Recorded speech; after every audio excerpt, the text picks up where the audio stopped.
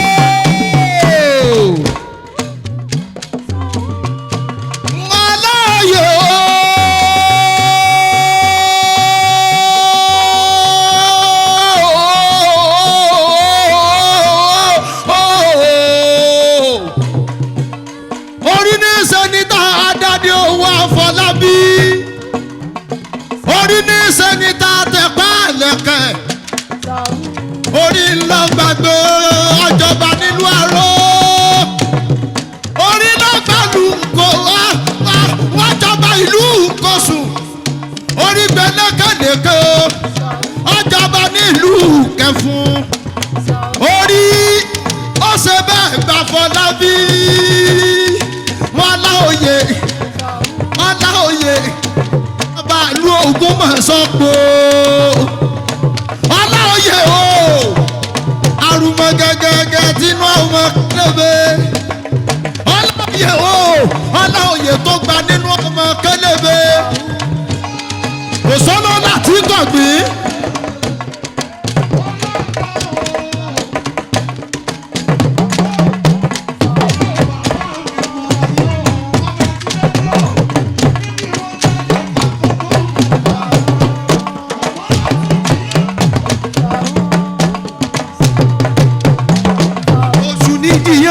ọgbẹ́rẹ́ wọn dọ̀lẹ̀lẹ̀ ọmọ gbọ́dọ̀ lòdù àgbàdo ọmọ ní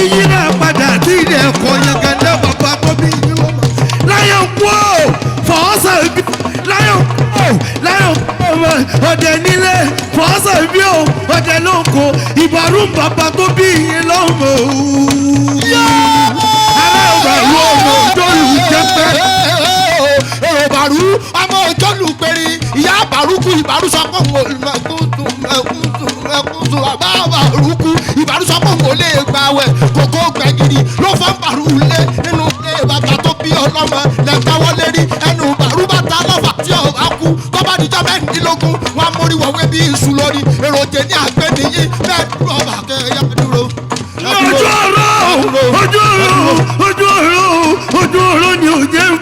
ojú ọ̀rọ̀ ni ò jẹ́ lékè omi lé bàbá tó bí ọlọ́mọ má gbọ́ gbogbo ládéládé tí ń bẹ kálẹ̀ gbogbo yín pátápátá. ẹ ṣe kábíyèsí fún gbogbo orí adé pátápátá.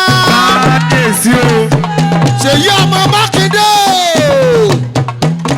akẹ́kílẹ́kùn òkun dẹ̀dẹ̀ tẹrùtẹrù onílé àyàyò abilékọ tó ń jẹ mákindé béèrè lọ́wọ́ àlejò pé mo ti wá kó tó ní kọ́ máa jẹun lọ ṣèyí mákindé ṣe bẹ́ẹ̀ di gómìnà làwùjọ ẹ wò gbòòrò wò bó ṣe rí o ẹ wò gbòòrò wò bó ṣe rí o jásí kòtò jásí gegele kò sínú ìjọba ṣèyí ọmọ mákindé ṣèyí ṣèjọba tán o ó ní tolórí tẹ̀lẹ̀mù nílé ọ̀yọ́ nìkan máa gbádùn àwọn ṣèyí ọmọ mákindé orí rẹ̀ ò ní burú láyé ṣèyí ọmọ mákindé o ó ní òjì ọmọ arátiwẹ̀ bí òjò òjì ṣe bẹ́ẹ̀ tiẹ̀ lẹ́ẹ̀ni jájá mọ́ ọmọ apàjá fún ọláwọ̀ jẹ ọmọ abúnibúni abẹ́ẹ́bú wọ́n ti ilé ọmọ olóòjẹ́ o pètè ẹja ọmọ apàjá fún aráwọ̀ jẹ tó ń pẹ̀tù tó lóòjẹ́ ọmọ arátiwẹ̀ bí òjò ọmọ sàgúnmọ̀ sàṣà wọn kì bàbá tó bí yín lọ́mọ òjò ọmọ búnibúni bẹ́ẹ̀bú wọ́ntì ọmọ rínirínni bẹ̀rí bú ẹ̀kẹ́ ọmọ dóni bìdómọ̀ ìmọ̀ràn òjò ọmọ ìjẹ́ ọmọ arátiwẹ̀ bí òjò pètè ẹja ọmọ apàjá fún aráwọ̀ jẹ. máa gbé ṣèyí ṣèyí.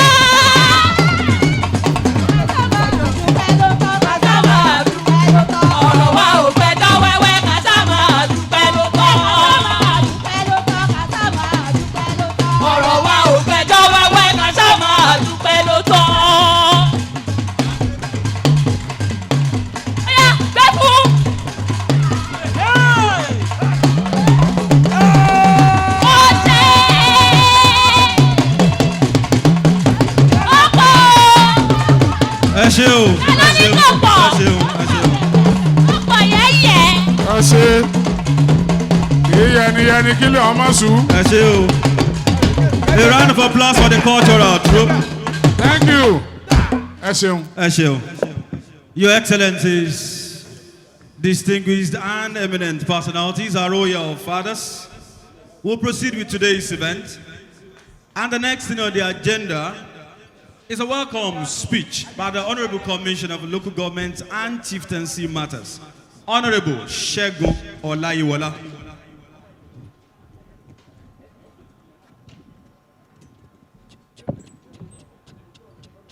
Your Excellency, the former Vice President of the Federal Republic of Nigeria, Professor Yemi Osibajo. Your Excellency, the Executive Governor of Oyo State, Engineer Dr. Oluwaseyi Makinde, FNSC. Your Excellency, the Executive Governor of Osun State, Governor Ademola Adeleke. Please permit me to stand on the existing protocol. This is an address of welcome delivered by Honorable Olusegun Olayiwola, the Honorable Commissioner for Local Government and Chieftaincy Matters in Oyo State, on the presentation of instrument of office and staff of office to His Imperial Majesty Oba Ghandi Afọlábí Ọláoyè Òrumọgẹgẹ III, the Shohun of Ògbómọ̀ṣọ́. It is a great honor to be here today to celebrate the coronation and official presentation of the instrument and staff of office to His Imperial Majesty Oba Ghandi Afọlábí Ọláoyè Òrumọgẹgẹ III, the Shohun of Ògbómọ̀ṣọ́. We rejoice with the sons and daughters of Ògbómọ̀ṣọ́, home and abroad, on this occasion. We also thank the Almighty God who has made this possible. Enough credit must, however, be given to His Excellency, the Executive Governor of Oyo State, Governor Seyi Makinde, FNSC, for the approval of this issue, without which there wouldn't have been the ceremony of today. Being an Oba is divine, but comes with huge responsibilities. I implore your Imperial Majesty to ensure maximum cooperation and harmonious relationship with the government of Oyo State, not only to attract developmental projects to the city of Ògbómọ̀ṣọ́, but to ensure safety of lives and property of all and sundry in your domain. Your Imperial Majesty, when the righteous reign, the people rejoice. We pray that things of joy and rejoicing will be unending in Ògbómọ̀ṣọ́, in Oyo State, and in Nigeria, as the instrument and staff of office are handed over to you today. Therefore, the government of Oyo State, the good people of Oyo State, the sons and daughters of Ògbómọ̀ṣọ́, and even your friends home and abroad, wish your Imperial Majesty a long, peaceful, and successful reign. Kádé pẹ́ lórí, kí bàtà pẹ́ lẹ́sẹ̀, ìgbà yín á tù wá lára. Thank you all, and God bless you. A round of applause for the Honorable Commissioner for Local Government and Chieftaincy Matters, Honorable Segun Olayiwola. Your Excellency, we already have here with us the number one citizen of state, His Excellency Sedrudin Adeleke Imole. A round of applause for the Governor of Osun State, please. Gómìnà ìpínlẹ̀ Ọ̀ṣun Adémọ́lá Jackson Nurudeen, àwọn náà ti wà ń bí pẹ̀lú wa. Wọ́n ní ẹjẹ́ àfàtẹ́wọ́ kí wọ́n káàbọ̀ o. We have some royal fathers also joining us here. Lára àwọn ọba aláyé tí wọ́n wá síbí lénìí láti wá yẹ wá sí nípínlẹ̀ Ọ̀yọ́ lápapọ̀ àti nílẹ̀ Ògbómọ̀ṣọ́ ní pàtàkì láti rí kábíyèsí tìmí gbogbo Ẹdẹ Bàbá wa His Royal Majesty Ọba Dr. Munirudeen Adéṣọlá Lawal Lámínísà Kínní ẹ bá ṣe kábíyèsí o láti ìpínlẹ̀ Kwara ẹ̀mí àti gbogbo Ìlọrin tí wọ́n sì jẹ́ alága fún Kwara State Council of Chiefs and Obas àwọn náà fi odidi kábíyèsí Olúpo ti Àjàṣẹ́ẹ̀kọ́ wọ́n fi wọ́n ránṣẹ́ Ọba Barrister Ismail Yahaya Muhammed Atọ́lóyè Alébíoṣù ẹ bá ṣe kábíyèsí o àkí wọn káàbọ̀ bákan náà òun náà ni a tún fi àsìkò yìí àfi ń kí aṣojú kábíyèsí ọwá òbòkun tó gbogbo ilẹ̀ Ìjẹ̀ṣà Ògbóni Ìpólé Ìjẹ̀ṣà Ọba Kẹ́hìndé Oyèlẹ́yẹ ni wọ́n wá síbí láti ṣojú wọn ẹ bá ṣe kábíyèsí o gbogbo ilẹ̀ Yorùbá òun ló pé bí o. Kọmíṣánná fún àwọn ọlọ́pàá nípínlẹ̀ Ọ̀yọ́ ẹni tó wá ṣojú wọn náà ti wà níbí CP Adébọ́lá Hamzat ẹni tí sì ń ṣojú wọn ni DCP Adéjọbí Akínadé bákan náà ni Director DSS nípínlẹ̀ Ọ̀yọ́ wọ́n ti ń ṣojú tiwọn náà níbí o DO Ọ̀nàsànyà tí wọ́n jẹ́ Assistant Director DSS Ọ̀yọ́ State àwọn náà ń ṣojú wọn Nigeria Immigration wọ́n ti ń ṣojú tiwọn náà níbí o ẹni tí ń ṣojú wọn ni Ali F.A. Chukwuma bákan náà Nigeria Correctional Service wọ́n ti ń ṣojú tiwọn náà níbí ẹ̀ka ti Ògbómọ̀ṣọ́ TT Òjó ni ló ń ṣojú wọn ìyẹn la fi ń kí kábíyèsí Ọba Abdulrasheed Olúwo tìlú Ìwó à ń kí àwọn náà káàbọ̀ sí àárín wa ń bí o kábíyèsí o. We also must put it on record that by God's grace, a former Chief Judge of Oyo State, and by God's grace, the National President, Ẹgbẹ́ Ọmọ Ògbómọ̀ṣọ́ Parapọ̀ Àgbáyé, wọ́n wà ń bí láàrin wa láti kí wa káàbọ̀ sílùú Ògbómọ̀ṣọ́. I am welcoming and thanking my Lord, retired Justice Afọlábí Adéníran. Thank you very much, my Lord. Esho, we'll proceed with today's event, and the next thing on the agenda will be Goodwill messages. We'll take 5. And to start the Goodwill messages here today will be the co-chair of the Oyo State Elders Council, a former chief of staff in Oyo State and an elder statesman, Dr. Saka Balogun. Dr. Saka Balogun. Bàbá wa Dr. Saka Balogun ni wọ́n kọ́kọ́ bá wa sọ àwọn ọ̀rọ̀ ṣókíṣókí ẹlẹ́ni márùn-ún tá a fẹ́ ṣe ń bí lénìí.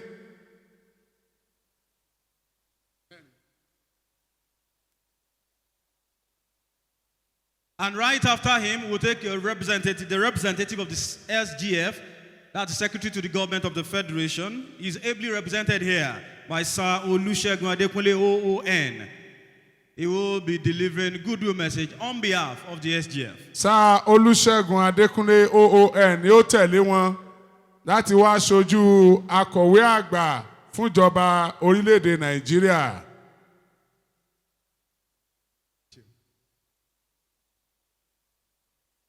Kábíyèsí o, Aláyélúwà Ọba Ghandi Afọlábí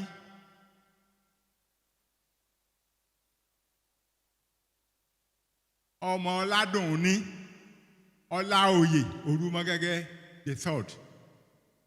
Protocol tí máa sókọ́ tí mo fi gbálẹ̀ ẹ má bínú o nítorí wípé ẹni tí àwa bá ṣẹ̀yẹ lónìí gan-an òun náà ni mo kọ́ dákọ̀ kì í ṣe pé mo ṣaláìmọ̀ nípa pé gẹ́gẹ́ bí ètò àwọn kan ló yẹ kí n kọ́kọ́ dákọ̀ àmọ́ àwọn tí ó yẹ kí n dákọ̀ náà ni rán mi iṣẹ́ wípé kí n wá fi orúkọ àwọn kí ọba wa àkókò yìí Ọlọ́run yá mọ̀ sí rere o ó tiẹ̀ ti ń fi ara hàn pé àti mọ̀ sí rere Ọlọ́run yóò tún máa dá sí ni nítorí nígbà tí gbogbo rògbòdìyàn ọ̀kànlá oyè tí gbogbo ẹ bẹ̀rẹ̀ wọ́n bọ́ ta rẹ̀gẹ̀dẹ̀ wọ́n bẹ̀rẹ̀ omi ìwọ́ omi ìtọ́ àwa tí Ọlọ́run sì ní kí bíi méjì mẹ́ta mẹ́rin kó sojú wa níbi tá a lágbára mọ́ lábẹ́ ilé à ń pè àkíyèsí wọn sí pé ọmọ ẹ má fẹ́ nìkan kan sẹ́yìn ẹ tó bá ní tó bá kọrin táǹkù ẹ tó kù yóò yọjú o ẹ mọ̀jẹ̀ nìkan kó kù lẹ́yìn o inú mi wá dùn gan ẹnu mi sì gbà wípé ẹni tọ́lọ̀ ń fi àṣẹ yẹn lé lọ́wọ́ láti pé lágbájá ni kò ní candidate kankan candidate ó fún Ògbómọ̀ṣọ́ ó sì fún àwọn ọmọ Ọláoyè ní gbogbo téèyàn ń pè ní ààyè láti lè yan tí ó wù wọ́n kò lo ẹnì kankan kò lo èmi náà mo ṣe súnmọ́ tó yìí láti rí wípé n tóun fẹ́ nì kò rárá ẹni wá sọ bẹ́ẹ̀ irọ́ ló pa torí ẹ̀yin àgbàlagbà àtàṣà àtòwe yóò máa jẹ́ tiyín wọ́n ní aṣọ tó kágun ségun náà ni wọ́n ń pè ní jẹ̀pẹ́ àwa náà súnmọ́ wọn wọn ò ti fìgbà kankan pé ẹnìkankan nù wa àtìgbà tí former attorney general bẹ ní tí ń bẹ ní ìjọba yìí ni òtọ́jọ́ mọ Ògbómọ̀ṣọ́ àti ẹni ó tún súnmọ́ wọn bíi General Pópóọlá ni o àtẹ̀mí tí mò ń sọ̀rọ̀ yìí ni kò sẹ́ni kankan tí wọ́n sọ pé ẹ dọ́gbọ́n sí ìwé nǹkan ní wàá lágbájá mọ̀ ń fẹ́ rárá èyí tí wọ́n ti ń wí tẹlomi ọmọ tí wọ́n fi ń rò pé ó ń pẹ́lẹ̀ pé báyà nìkan ló ń fà á kò sẹ́ni kankan nu wọn tó lágbára láti sọ fún gómìnà wa pé mọ èyí ni ó ṣe yìí wọ́n ṣe o ẹ tó bá sọ bẹ́ẹ̀ ọwọ́ tí wọ́n fi ń sọ àyà eegun ní fi ń sọ o torí ìtọ́lọ́run bá sọ fún un lọ́kàn tó bá fi sí lọ́kàn ní í ṣe pé mo súnmọ́ ẹni tí mo wí kó ṣe nìyí rárá lóòótọ́ ni ọba wa ní èèyàn ó ní èèyàn gidi o lẹ́gbẹ̀ẹ́ o ẹ má wo bàbá yìí ní ogún onìkan o Ọlọ́run ti sọ ayé pọ̀ mọ́ ni o kó tó dé yín o èmi gan gbà yìí pé Ọlọ́run ló ní yọ ọjọba o torí èèyàn ò létí bẹ́ẹ̀ ń Amẹ́ríkánà kó tí báyìí kí gbogbo ẹ sì rọrùn báyìí Ọlọ́run ló ní ó rí bẹ́ẹ̀ o Ọlọ́run tó wá ní ó rí bẹ́ẹ̀ náà Ọlọ́run ní ọ̀ní ọmọ kọjá ọmọ ṣe o ó nímọ̀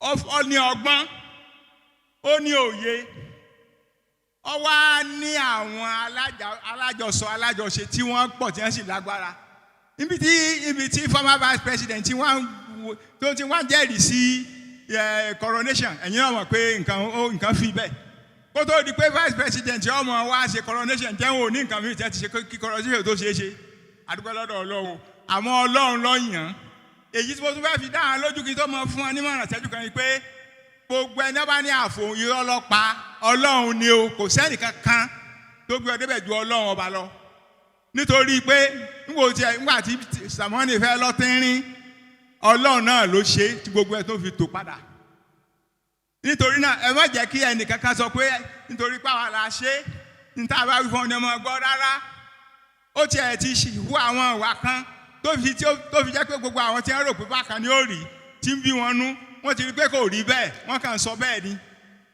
òótọ́ ni ọba wa kábíyèsí ló ti jẹ́ pásọ̀ tẹ́lẹ̀tẹ́lẹ̀ ṣùgbọ́n ní òun ti fi ṣe pásọ̀ rẹ̀ lẹ́yìn ọdún 23 tó ń ṣe ó ti di ọba gbogbo Ògbómọ̀ṣọ́ kìí ṣe pásítọ̀ mọ́ ó sì sọ gbangba ni kò sẹ́ ń kọ̀rọ̀ èyí tí wọ́n sọ wípé ẹlẹ́sìn kan kò sí tọ́kàn pẹ̀lú wọn kò rí bẹ́ẹ̀ o gbogbo wa ló fún láyè láti máa súnmọ́ àti ẹlẹ́sìn kìrìsìtẹ́nì tó ń jẹ́ àti ẹlẹ́sìn mùsùlùmí tí èmi tó ń sọ̀rọ̀ yìí jẹ́ àti àwọn bàbá àwọn ìṣẹ̀dálẹ̀ bàbá wa tí wọ́n jẹ́ ìṣẹ̀ṣe wọn gbogbo wa ló fún láyè láti lè dá sí ọ̀rọ̀ bí ìlú ṣe ń lọ o torí náà nígbà tó ti wá ń ṣèyún àwọn tí wọ́n rò pé ẹgbẹ́ kan ní ọmọ ṣe kò rí bẹ́ẹ̀ òun náà sì ti rí i pé àwọn èèyàn ara tí wọ́n ti ń dára yá sóhun kò sí wàhálà kankan láàrin wa kò sọ̀rọ̀ ẹ̀sìn wàhálà kankan èyí tí wọ́n ń sọ̀rọ̀ yìí kí ni mo fẹ́ sọ tí wọ́n bí wọ́n sọ̀rọ̀ ẹ̀sìn ṣé Sàkábàlógun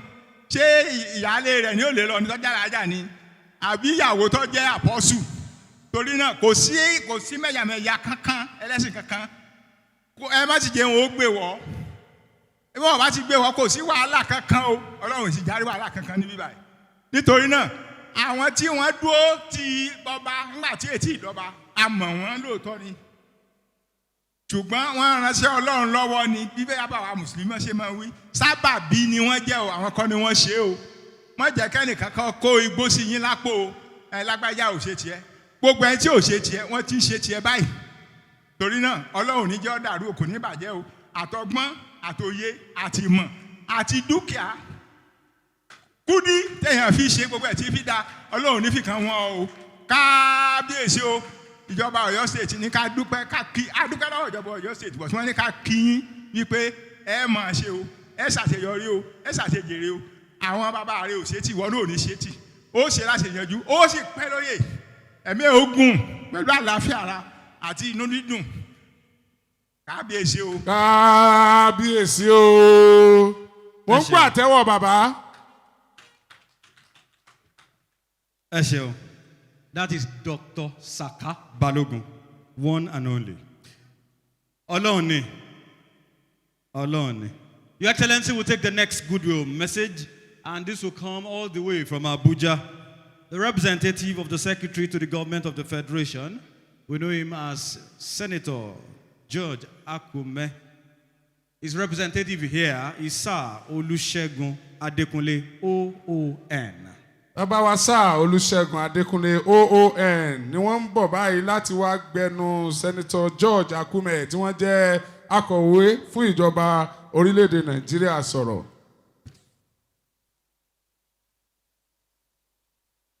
Your Excellency, the former Vice President of the Federal Republic of Nigeria, Your Excellency, the Governor of Oyo State, and the Governor of Osun State, who is present here, Deputy Governors present here, our royal fathers, I greet you, one and all, particularly our Shaun of Ogbomoso, Oba Ghandi Afọlábí Ọláoyè, Òrumọgẹgẹ the third, the 21st Shaun of Ogbomoso. Good afternoon. My name is Olusegun Adekunle, a proud son of Ogbomoso land, and I stand before you on behalf of the Secretary to the Government of the Federation, Senator Dr. George Akume, CON.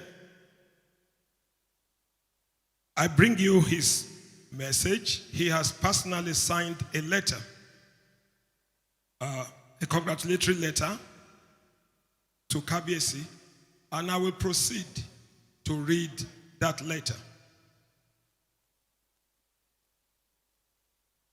It is indeed an honor for me to be invited to be part of a momentous occasion such as this coronation.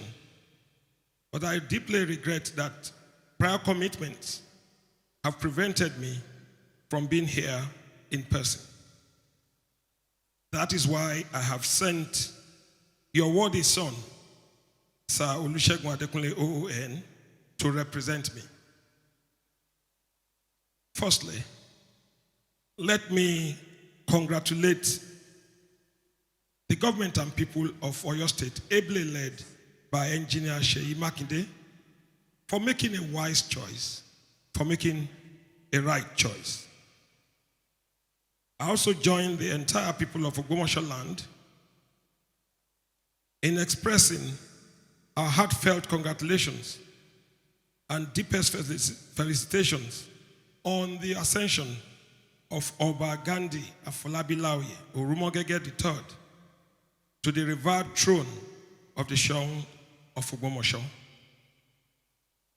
Your appointment as Òrumọgẹgẹ III is a testament to your exceptional qualities, leadership potential, and unwavering commitment to the progress and well-being of your people. Kabiyesi, it is undeniable that our royal fathers play a very pivotal role in the fabric of our nation.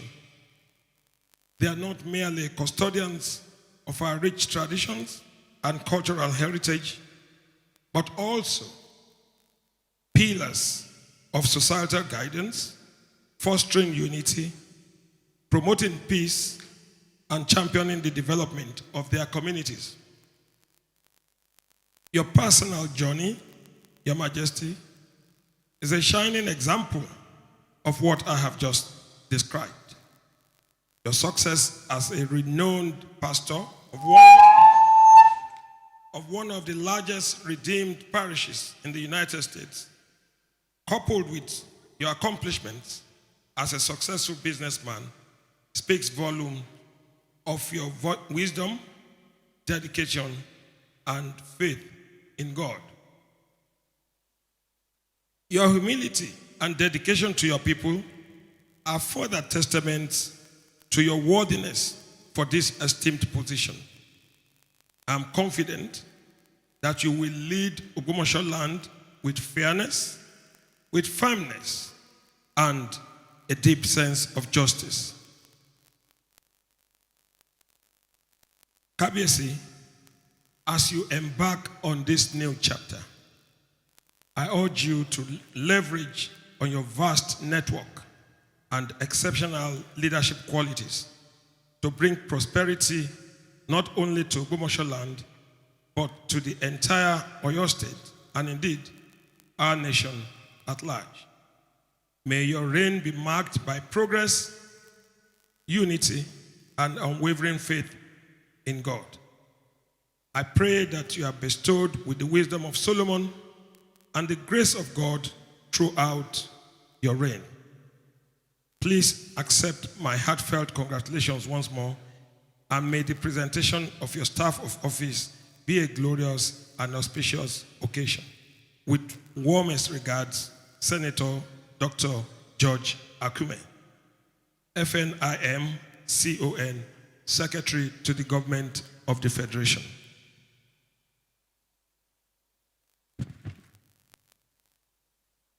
Your Excellency, that was the letter from the Secretary to the Government of the Federation.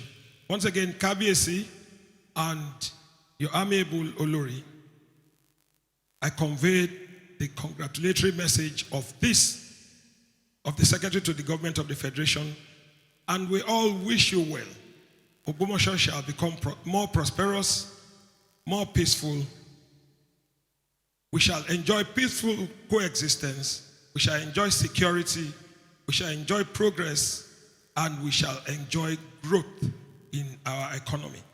Thank you very much, Your Excellency and Kabiyesi. Thank you very much. Your Excellency will take the next Goodwill message, which will come all the way from Kwara State. Representing the Executive Governor of Kwara State, His Excellency, Governor Abdulrahman Abdulrazak, is his deputy, His Excellency Kayode Alabi. You're welcome, Your Excellency. A round of applause for him as he comes forward. Igbákejì gómìnà ìpínlẹ̀ Kwara ni wọ́n bọ̀ wá sọ̀rọ̀ báyìí lórúkọ gómìnà ìpínlẹ̀ Kwara.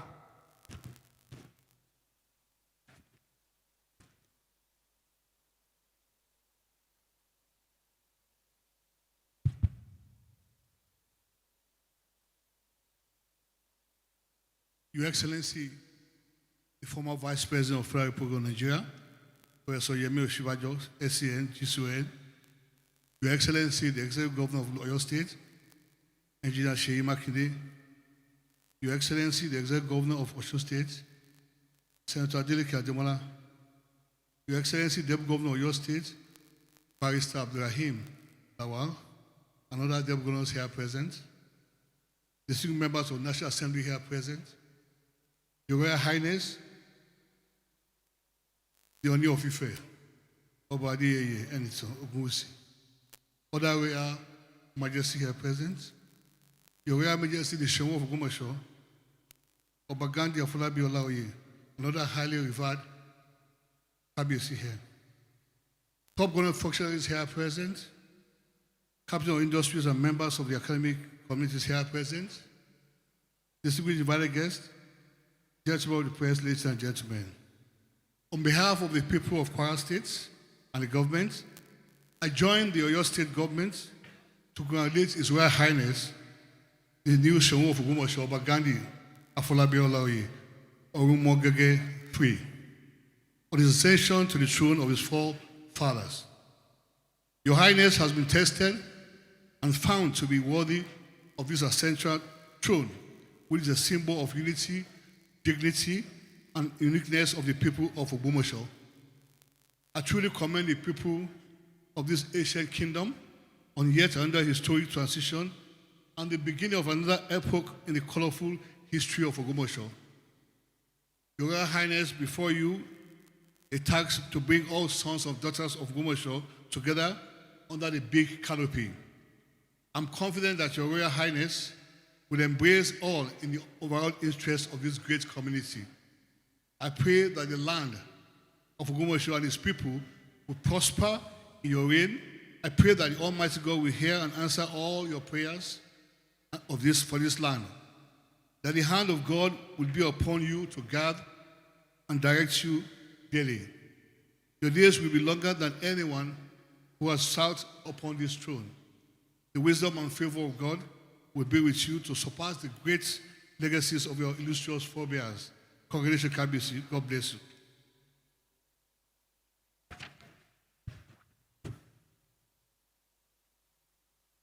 Thank you, Your Excellency.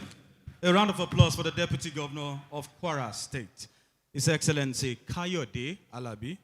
Thank you very much. Your Excellencies, we'll take the next goodwill message all the way from Osun State. Please make welcome the Executive Governor of Osun State, His Excellency Senator Ademola Jackson Nurudeen Adeleke.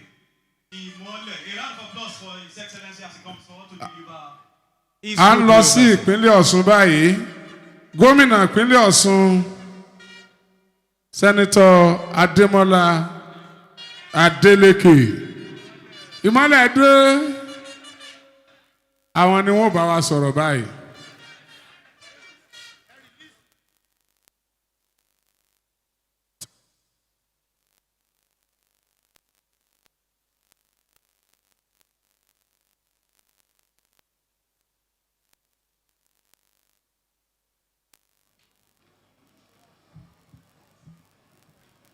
Ògbómọ̀ṣọ́ o, ṣẹ́nu yín dùn lẹ́ni. Ògbómọ̀ṣọ́ o.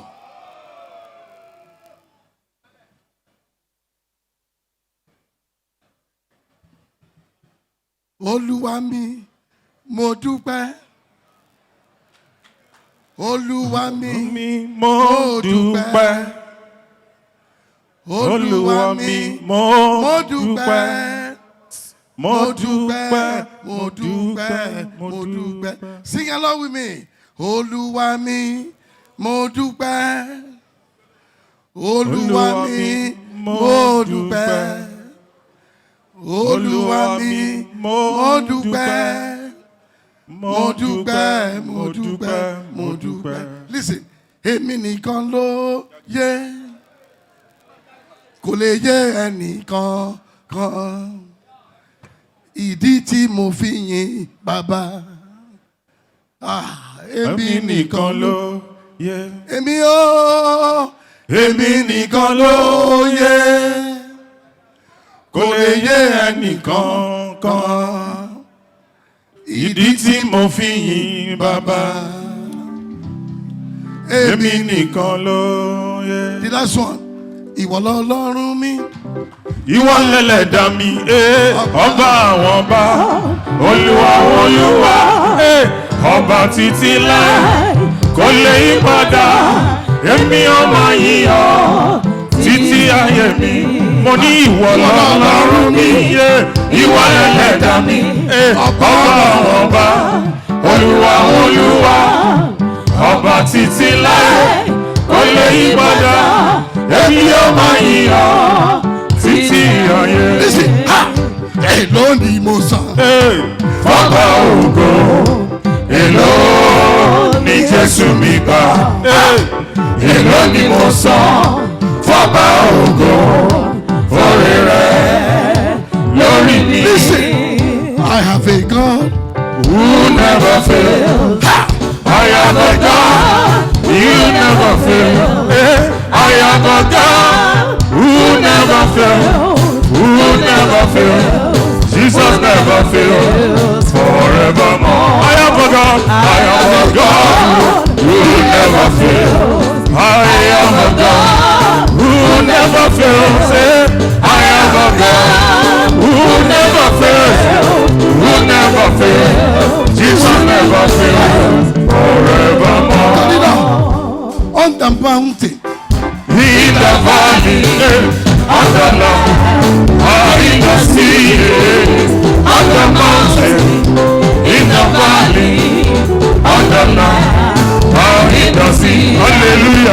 The Lord is my portion in the land of the living. The Lord is good forevermore. The Lord is my portion in the land of the living. The Lord is good forevermore. Kọ́dínà, ìwọ ni mo wá gbéga. Ìwọ ni mo wá fi fún. Ọlọ́run mi tó gbé níbi gíga. Ìwọ ni mo wá gbéga. Ìwọ ni mo wá gbéga. Ìwọ ni mo wá gbéga. Ìwọ ni mo wá fi fún. Ọlọ́run mi tó gbé níbi gíga. Ìwọ ni mo wá gbéga.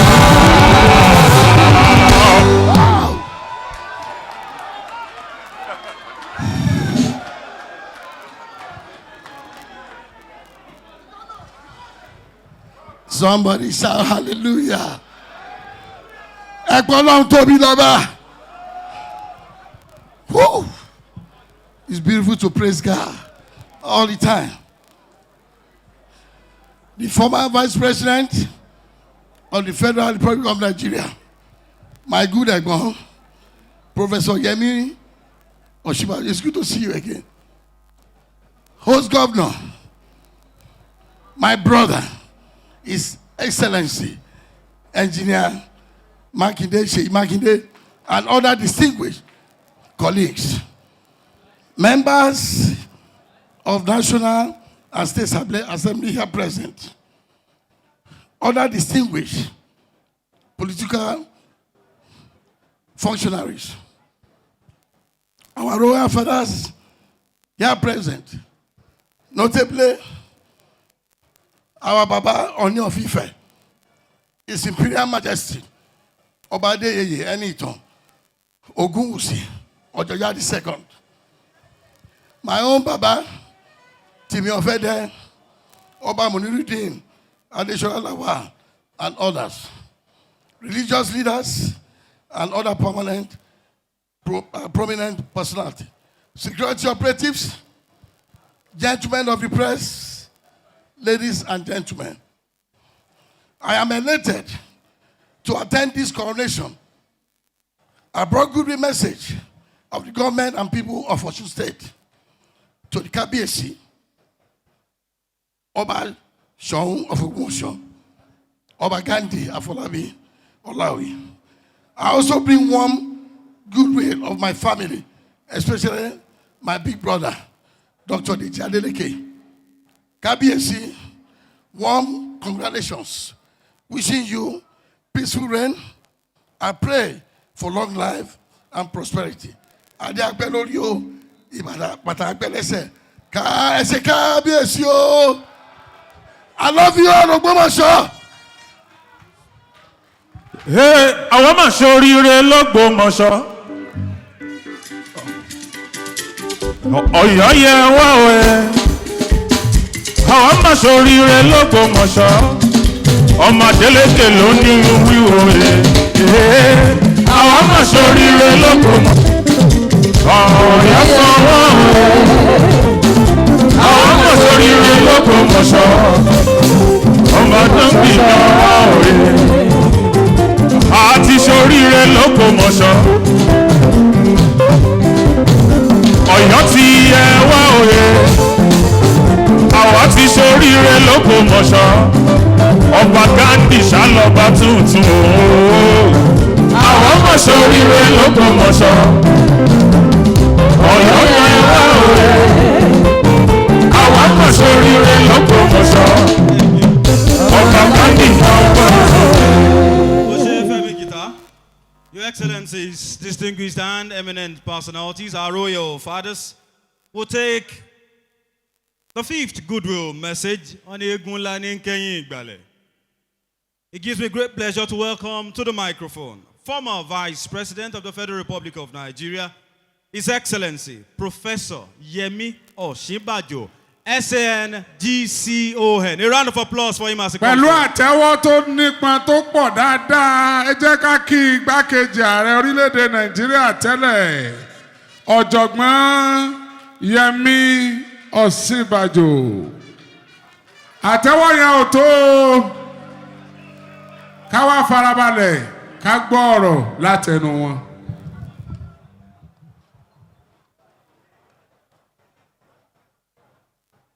bí n ṣe fẹ́ kí yín bí gómìnà tọ̀sùn ti kí yín ẹ̀ gan-an ni fẹ́ bẹ̀rẹ̀ ṣùgbọ́n mi ò lè jó bí gómìnà Ọ̀ṣun o.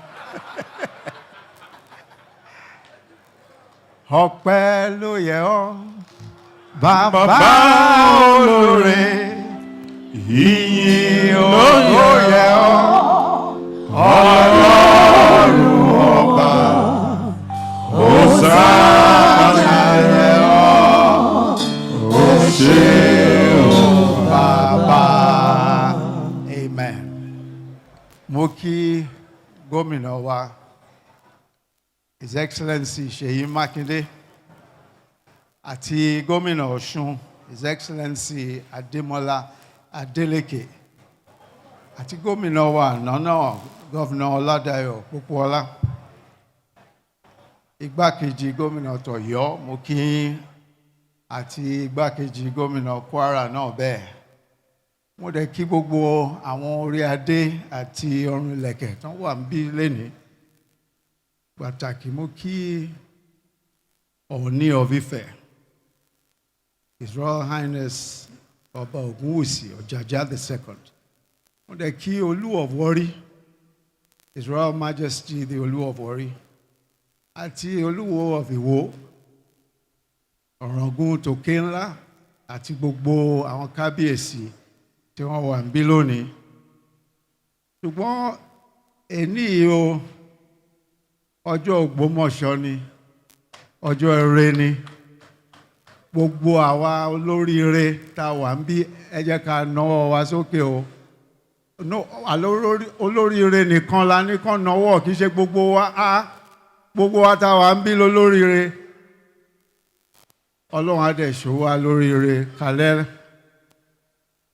Mo fẹ́ kọ́kọ́ dúpẹ́ lọ́wọ́ Olúwa Olódùmarè pé èmi gan-an pé mo rí èní yìí, ìjọ tí a máa fi ọba jẹ.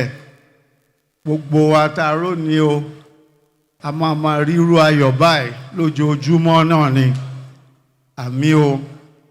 Mo kí gómìnà wa gan-an torí kò sọ́ba tó jẹ tí gómìnà ò bá gbà o. Mo kí gómìnà wa púpọ̀ pé wọ́n ṣe bí àwọn elder wa ṣe wí, wọn ò ní candidate, ṣùgbọ́n nígbà tó Ògbómọ̀ṣọ́ dẹ̀ yan candidate wọn, wọ́n gbárùkù tì. Mo kí gómìnà ẹ ṣé, Ọlọ́run á máa kẹ́yìn, Ọlọ́run á máa wò yín, ẹ̀yin náà á dẹ̀ ṣe dáadáa, inú gbogbo Ọ̀yọ́ á dùn. Ẹni tí a ń fi jẹ Ṣọ̀ún of Ògbómọ̀ṣọ́ lénìí, ó jẹ́ ọ̀rẹ́ mi tímọ́tímọ́. Kìí ṣe ẹni tó jẹ́ pé mi ò mọ̀ dáadáa, ṣùgbọ́n nǹkan kan tí mo mọ̀ ń pẹ́ tínú mi dẹ̀ fi dùn pé òun la yàn l'Ógbómọ̀ṣọ́ láti jẹ́ Ṣọ̀ún ni pé èèyàn tó nífẹ̀ẹ́ èèyàn púpọ̀ ni. Ó nífẹ̀ẹ́ èèyàn púpọ̀. Ànùkọ́ tá a máa rí níbí l'Ógbómọ̀ṣọ́ ní ìfẹ́ yẹn, torí ó nífẹ̀ẹ́ èèyàn púpọ̀, kò sẹ́ni tí ò nífẹ̀ẹ́. Ó dẹ̀ máa fìfẹ́ yẹn hàn, gbogbo wa náà la dẹ̀ máa rí. Nǹkan kan tó yẹ pé ẹ tún rí nípa ẹ ni pé olóòótọ́ ni, kò ń purọ́. Ìgbà míì ẹ ń láti bẹ̀ ni pé má tiẹ̀ sòótọ́ ẹ jù kó máa da nǹkan rú, ṣùgbọ́n lóòótọ́ ni. Gbogbo nǹkan tí èmi dẹ̀ rí ń pẹ́, gbogbo nǹkan tí mo rí ń pẹ́ ni pé irú nǹkan tó yẹ kí irú bó yẹ kó bá ṣe rí náà nìyẹn. Kó jó lóòótọ́, kó dẹ̀ nífẹ̀ẹ́ èèyàn, kó nífẹ̀ẹ́ àwọn èèyàn ẹ̀. Ọlọ́run á dẹ̀ bá ṣe, Ọlọ́run á bẹ̀ ṣe kábíyèsí. God will help you, God will support you, and God will strengthen you. Mo dẹ̀ kí ìyàwó wọn náà, ìyàwó kábíyèsí olórí wa.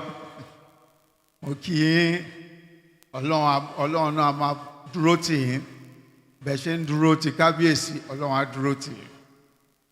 Kábíyèsí gbogbo èrò yín dáadáa fún ìlú Ògbómọ̀ṣọ́ ẹ̀ gbogbo ẹ̀ lọ́lọ́run máa jẹ́ kó ṣeé ṣe fún yín. Ẹ̀ní rí tìjú o ẹ̀ní rí sẹ́yìn gbogbo ìgbàlẹ̀ máa lọ síwájú ìlọsíwájú la máa rí òkè lẹ́ ó máa rè ẹ̀ní rí wàhálà o gbogbo ètí ọlọ́run máa fún yín ṣe nílùú yìí gbogbo ẹ̀ ló máa já sí rere. Ẹ ṣé o, God bless you. A round of applause for Professor Yemi Osinbajo. Àtẹ́wọ́ ọ̀jọ̀gbọ́n Yẹmí Ọ̀ṣínbàjò ẹ jẹ́ ó túbọ̀ tún rinlẹ̀ jù bá ń lọ. Keep clapping till he gets to his seat. Thank you, Your Excellency.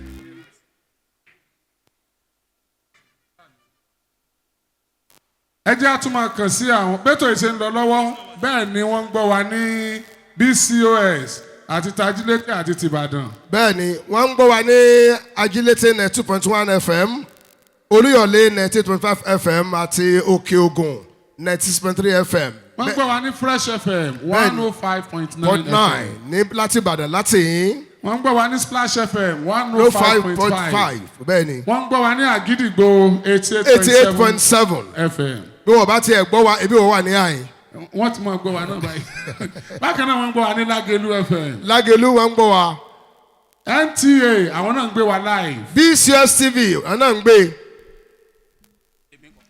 Akéde àṣà. Akéde àṣà náà ń gbé. àwọn náà ń gbé. Kọmíṣánná ti wá fọ́ kò fọ́ létí. wọ́n fún mi jápì. ó fún jábẹ̀.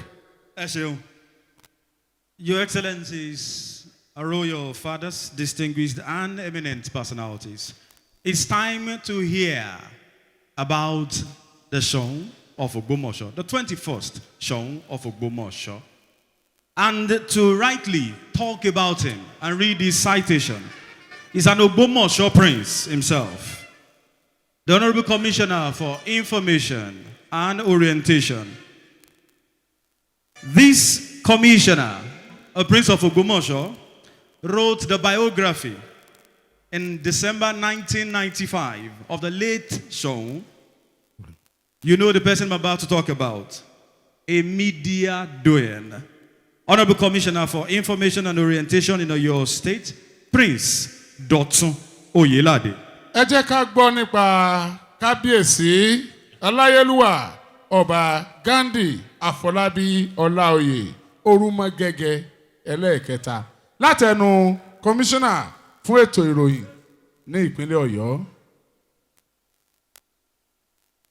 Your Excellency, the former Vice President of the Republic of Nigeria, Professor Yemi Osinbajo. Your Excellency, the Executive Governor of Oyo State, Engineer Seyi Makinde. Your Excellency, the Executive Governor of Osun State, Chief Demola Adeleke. The Deputy Governors of Oyo and Kwara States, Kabiyesi's and top dignitaries who are here. Allow me to stand on the aforementioned protocol. His Imperial Majesty, Ọba Ghandi Afọlábí Ọláoyè, Òrumọgẹgẹ III, Ṣọ̀ún of Ògbómọ̀ṣọ́ land, is a visionary leader, a motivational speaker, and entrepreneur known for his immense commitment to excellence and leadership skills. Ọba Ghandi is the Chief Executive Officer of Peculiar People Management, PPM, and Gihonri Limited, Management and Human Resources Consulting Companies based in Lagos, Nigeria, and Maryland in the United States of America. His Imperial Majesty, Oba Ghandi is the chairman and co-founder of Great Place to Work Institute, Nigeria, and a director of Great Place to Work Institute, United Kingdom, based in London. GPTW is a global research and management consultancy company that recognizes the best workplaces in over 56 countries worldwide and provides premier business and advisory services. Also, the chairman of Quest Oil and Gas, Ascon Oil, a Nigerian independent marketer of petroleum products, storage, distribution, and sales. Quest Engineering Company, which is a value-driven energy company providing eco-friendly and innovative services in the upstream, midstream, and downstream sectors. Oba Ghandi is chairman of BUOJO Limited, a telecommunications support services and information technology consulting company. Oba Ghandi Ọláoyè is also the chairman of Education Advancement Support Services, EASS, a limited company focusing on engagement and fundraising technology for higher institutions. His Imperial Majesty served on the board of the National Council on Privatization, NCP, and the board of the Bureau of Public Enterprise, BPE, between 2017 and 2021. Oba Ghandi is a member of the Board of Trustees of Strategy for Monitoring Initiative and Leadership Empowerment, SMILE, a young entrepreneurship for development and a non-profit organization. In January 2009, Governor Martin O'Malley of Maryland in the United States of America invited Oba Ghandi to serve as an advisor and council member on the Council for New Americans. He served a 4-year tenure on the council. He assisted the governor to form policies on immigration integration into the state of Maryland. His Imperial Majesty serves on the board of A Smile on Their Faces initiative, which is a non-profit initiative focused group for people living with disabilities. Oba Ghandi served as the chairman of a real estate development project in Floyd, Texas, in the USA, where he oversaw the development of over 700 acres of a campus, a college, a housing estate, and a 20,000-seater auditorium. A founding member of the board of directors of Adam Smith Investment and Financial Company in Ikoyi, Lagos here, between 1990 and 1993. Founding member of the board of directors at Touchmark Saving and Loans, Lagos, between 1992 and 1995, and member of the board of directors at Dunamis Finance Company. This was between 1991 and 1994. An associate of the International Third World Leaders Association, ITWLA, a forum created to exchange cross-cultural ideas globally chaired by the late Dr. Miles Monroe. He represented Miles Monroe International in Nigeria for over 10 years.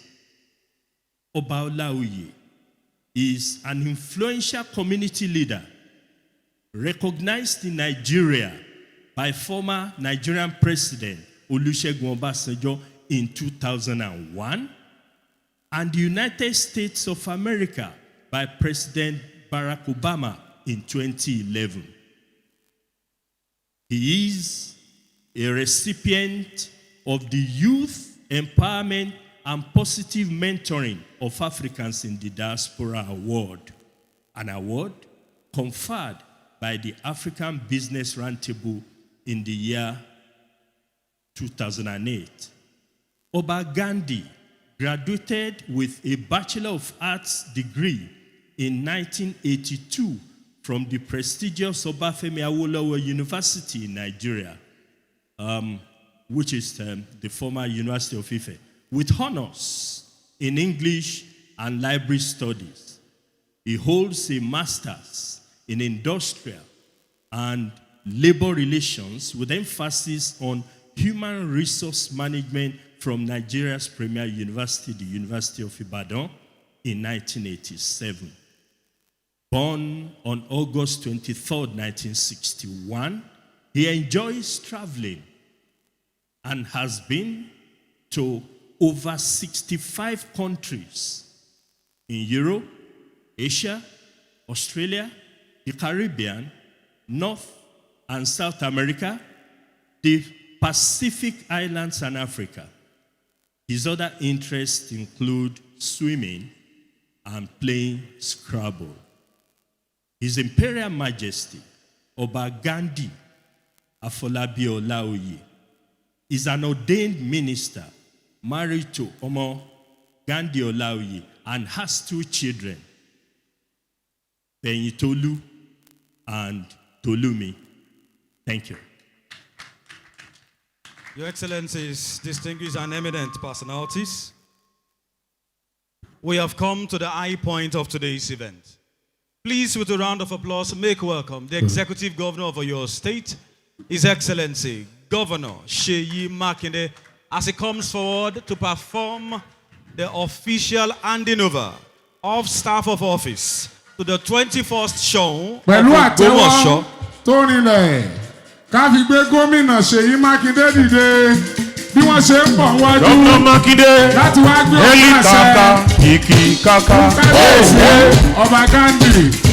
Eli Kaka, Iki Kaka, Ọba onílé ọlá, Adonai El Shaddai, Oya Ṣèyí ò gbọ́dọ̀ wálẹ̀ o. Ṣèyí ò gbọ́dọ̀ wálẹ̀. Mákindé ò gbọ́dọ̀ fèlè o. Ṣèyí ò gbọ́dọ̀ wálẹ̀. Ṣèyí ò gbọ́dọ̀ wálẹ̀. Ṣèyí ò gbọ́dọ̀ wálẹ̀.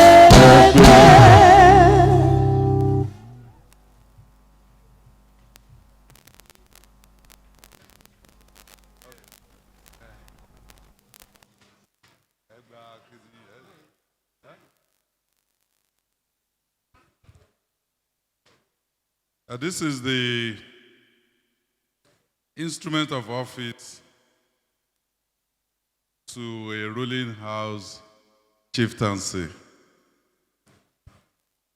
By the powers conferred on me as the Executive Governor of Oyo State, and in exercise of the powers, I hereby confirm Oba Ghandi Ọláoyè Òrumọgẹgẹ III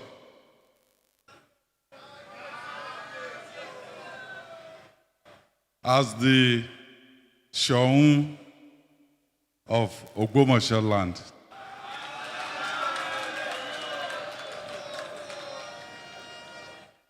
So I will hand over the instrument of office, and I will also hand over the staff of office.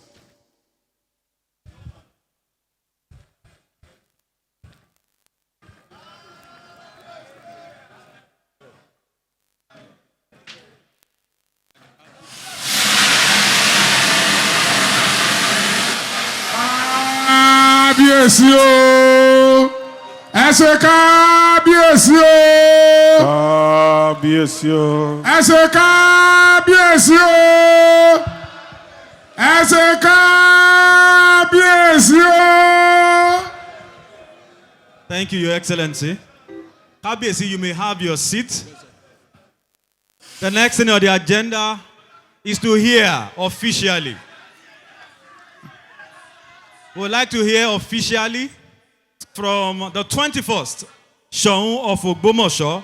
àwọn òdòdó tó jáde gan ṣe kábíyèsí. Bẹ́ẹ̀ni. We will now hear from Ọba Ghandi Ọláoyè. fún ìgbà àkọ́kọ́ lẹ́yìn tí kábíyèsí ọba Ghandi Afọlábí Ọláoyè tí wọ́n gba ọ̀pá àṣẹ àgbọ̀ ọ̀rọ̀ ìbánisọ̀rọ̀ àkọ́kọ́ látẹnu kábíyèsí ẹ jẹ́ á fi ara balẹ̀.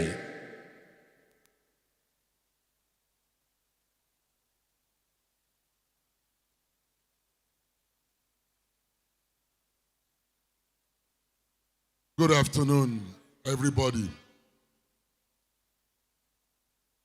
Ògbómọ̀ṣọ́ land. Good afternoon, Ògbómọ̀ṣọ́ land.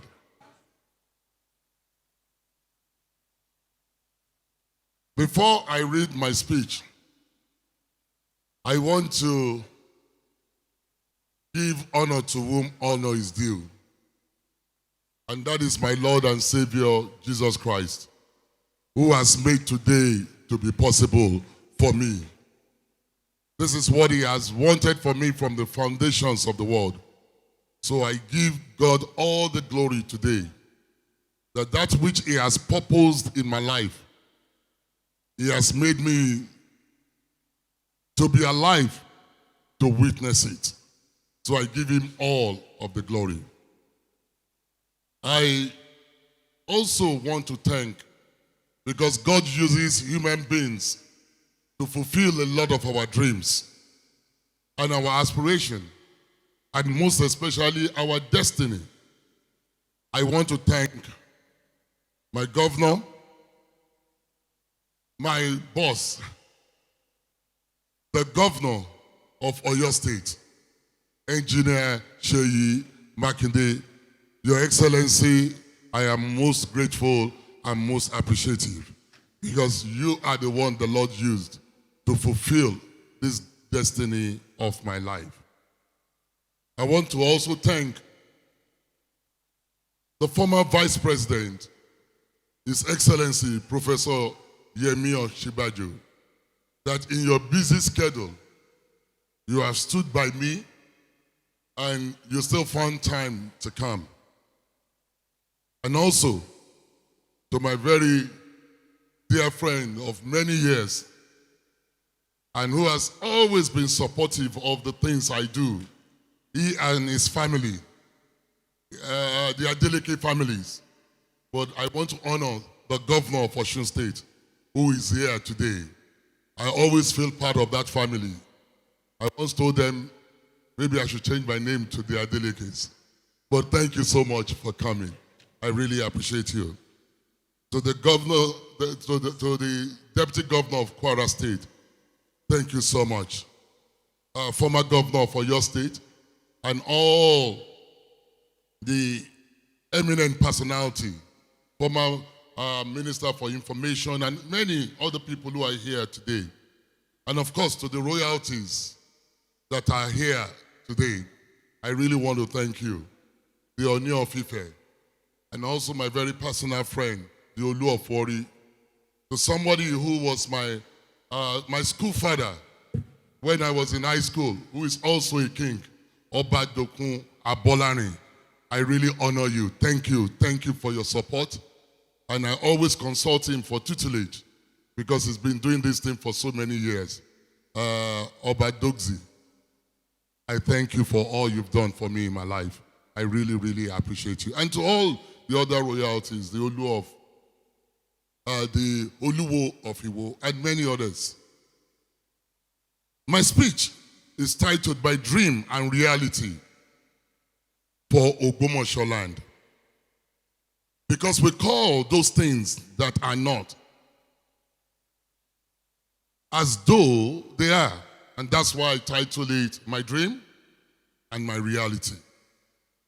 Today marks a momentous occasion as I receive my staff of office from His Excellency, Engineer Seyi Makinde, the Executive Governor of our great state, Oyo State. I am humbled by this great responsibility of leading the people of Ogbomoso land as their king. I see my call to serve as an appointment from God, and I'm grateful to Him for having seen me worthy of this office. To Him and Him alone, that is the great Jehovah, be all of the glory and the adoration and the praise. Today, Ogbomoso land stands at the crossroad of history, and I would like to appeal to all the stakeholders in the destiny of this great land for us to work together to ensure that Ogbomoso land fulfills the great potentials that the Almighty God has imbued within us. It is well known fact that the sons and daughters of Ogbomoso land are amongst the most industrious and entrepreneurial people in this nation. No community can embark on any significant development that we want for Ogbomoso land without the government's input. We are thankful for the role that the government at the three levels, the federal, the state, and the local government, has played in developing Ogbomoso land. In the past, and which they have continued to play. We are particularly grateful to the government of Engineer Seyi Makinde for his attention to the Ogbomoso land since he assumed office about 5 years ago. But there is this adage that says that charity begins at home. And I would like to address my sons and daughters of Ogbomoso land as we are the major stakeholder in this project of my dream and the reality of Ogbomoso land. Let me start with those who reside in Ogbomoso land. Let my coronation, let it be a celebration of a collective reaffirmation of our shared destiny. I intend to be a king to serve, irrespective of religion, irrespective of the gender, and irrespective of other things that might differentiate us. The strength of our kingdom lies not in the crown I wear, but in the bonds that bind us together. That is where our strength is. And the bonds of loyalty, respect, and mutual understanding.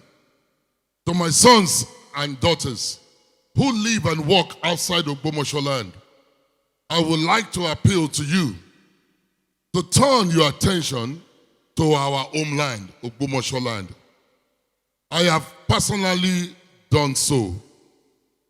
That is why I left one of the most successful ministries in the United States of America, and to the day-to-day management of a string of successful businesses that come and that I serve on to come and serve the people of Ogbomoso land.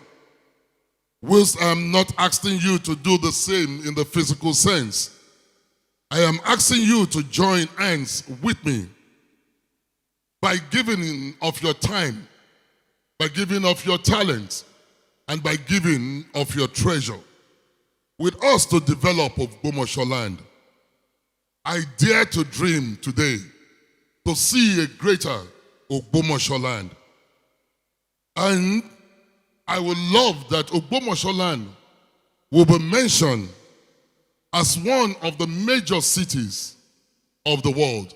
that when they mention great cities in this world, Ogbomoso land will be amongst those that will be mentioned by the grace of God. My service is premised on a very, very clear vision. I am very aware of the words of one of the wisest men and the wisest kings that have ever lived. That is recorded in the holy book of the Proverbs, that says, without a vision, the people perish. Without a vision, the people run amok. So I have a vision for Ogbomoso land. I have a very clear vision for what I want this town to look like. And that's why I call it my dream and the reality of it. My vision for a prosperous and peaceful Ogbomoso land rests on a detailed 25-year plan to be unveiled in the coming months. I promise to serve this vision with all that I have. The relationships I have built over the years here in Nigeria and abroad, the experience that I've gained for running several successful businesses, the skills that I've gained also for more than 30 years in the executive and sitting on the board of different corporations, and also the 32 years that I spent pastoring people and pastoring pastors. This is what I bring to serve this great city. I always say I have stopped being a pastor of a local church. I have become a shepherd of a city and of a people. The people who I will serve are not just Christians, are not only just Muslims, are not only just who follow various African religions. I have come to serve everyone, whether you believe in your maker or not. As your sovereign leader, I promise to uphold the values of our tradition that defines us. A commitment to justice, a commitment to equity, a commitment to fairness to all, and most especially, a love and compassion of God. Let this be our watchword for Ogbomoso land. Before bringing this address to a close, I wish to pay special tribute to our immediate and past Shoun of Ogbomoso, His Imperial Majesty, late Oba Dr. Jimoh Olajuni Oyewumi Ajagungbade III, for his unprecedented and milestone achievement during his lifetime and his reign in Ogbomoso land. He brought a lot of glory to this post. I intend to not bring it down, but to take it onto a higher level. I really, really appreciate him because he was also a father figure even to me. He made this position an enviable position in this nation. I stand ready to build on those achievements, and by the grace of God and with your support, I take Ogbomoso land to distant heights in not too distant a future. I would like to say a big thank you to the president of this country, President Bola Ahmed Tinubu, for his leadership in providing for Nigeria, that is providing for Nigeria at this time. I also want again to salute Engineer Seyi Makinde, the executive governor of this state, who we will need for our 25-year development plan, for graciously assenting my selection as the Shoun of Ogbomoso land by the kingmakers. I also thank him sincerely for coming personally to present this staff of office to me. To the kingmakers, led by High Chief Shobalaje Otolorin, the Ariago of Ogbomoso.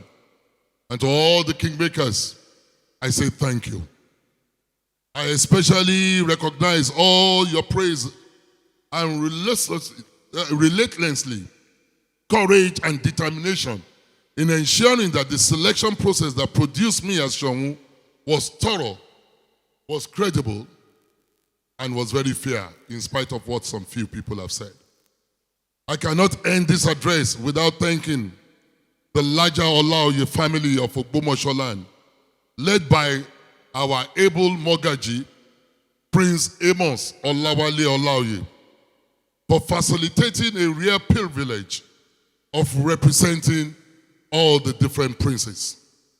To my brothers who contested this tour with me, let us put the past behind and let us forge ahead. There can be only one Shonwu of Ogbomoso at a time. And God, who gives it to whosoever it pleases him. And by his grace at this time, I am the chosen one. And he has given the stool of Shonwu to me. And I appeal to you, to all, to please join hands with me to further positively project the good name of the Olaoyè family, the Òrumọgẹgẹ's children, for the benefit of Ogbomoso land and for the humanity in general. Finally, my people of Ogbomoso land, let us remember that Ogun Ojalu, Ogbomoso agbe gbogbo wa o, adenu ọkọ̀, àti denu ọkọ̀, ìsinmi wà fún wa o. Peace will reign in this city. God bless you all. Thank you. Ẹ jẹ́ ká ṣe kábíyèsí o. Ìgbà ọdún kan ni. Ìgbà ọdún kan ni o. Ọba Ghandi kẹpẹ fún wa. Ìgbà ọdún kan ni. Ìgbà ọdún kan ni o. Ọba Ghandi kẹpẹ fún wa.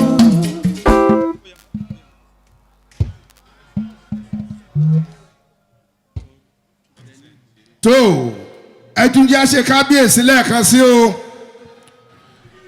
ní ṣókí kábíyèsí wọ́n dúpẹ́ lọ́wọ́ Ọlọ́run ọba tó gbé àwọn sípò lẹ́yìn eléyìí wọ́n fẹ̀mí ìmoore hàn sí gómìnà wa Ṣèyí Mákindé fún bó ṣe jẹ́ lóǹtẹ̀ ipá wọn ní ipò tọ̀hún ló kàn lẹ́yìn eléyìí wọ́n dúpẹ́ lọ́wọ́ gbogbo àwọn ọba aláyé jẹ́ tí ń ti àwọn lẹ́yìn bọ̀ àti pàtíkàlùkù kó wọn ò sì gbàgbé gómìnà ìpínlẹ̀ Ọ̀ṣun ọ̀gá wa ọlọ́lá wa Jackson Adémọ́lá Nurudeen Adélékè fún àtìlẹ́yìn wọ́n wá ní tó ìgbẹ́kẹ́ ní fọwọ́ tilé igba lámù ní fọwọ́ tiẹ̀ bá ògiri o wọ́n ní gbogbo Ògbómọ̀ṣọ́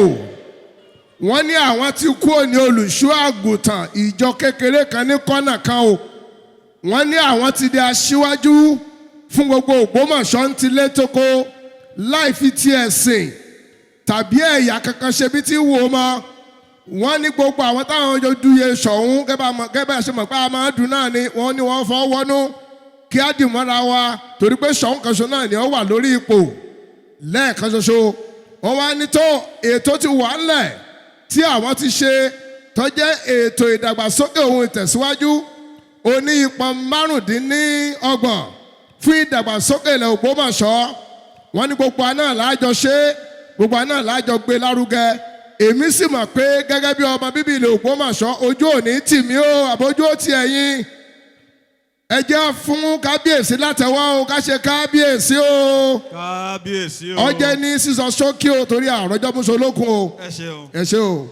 Your Excellencies, we will now take the vote of thanks, which will be delivered by the Permanent Secretary, Ministry of Local Government and Chieftaincy Matters, Mr. Joel Ajagbe.